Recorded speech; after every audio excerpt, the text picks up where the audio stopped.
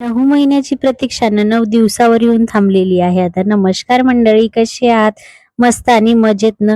एवढं ऊन आहे ना, त्यामुळे असं वाटत आहे की माझी डिलिव्हरी लवकर होऊन जायला पाहिजे. आणि सगळ्यात जास्त वाट बघत असेल तर विधी बघत आहे. तिला असं वाटते कधी माझ्या घरी छोटूसं बेबी येईल आणि कधी मी त्याच्यासोबत खेळेल. असो, तर हा जो व्लॉग आहे ना संडेचा आहे. त्यामुळे संडेला हे घरी असल्यामुळे ना निवांतच उठलेलो होतो. त्यानंतर सगळ्यात अगोदर मी पेटपूजा केली, कारण की पेटपूजा केल्याशिवाय ना दुसरं काही कामच सुचत नाही. मग काय 2 दिवसा अगोदरच ठरवलेलं होतं की वडापाव बनवायचा.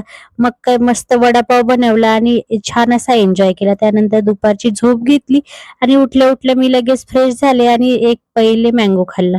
मँगो खाल्ल्यानंतर संध्याकाळचा बेत पण मला आमरसच करायचा होता, कारण की जोपर्यंत डिलिव्हरी होत नाहीये तोपर्यंत मस्त जे खायचंय ना ते खाऊन घेणार आहे मी.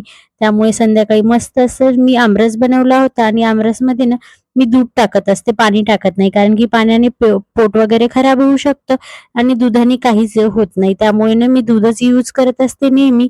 असा खूप मस्त असा आमरस झाला होता. त्यामुळे छान असं संध्याकाळचं जेवण केलं आम्ही. सो असा होता माझा आजचा दिवस. भेटूया आपण नेक्स्ट ब्लॉगमध्ये. बाय.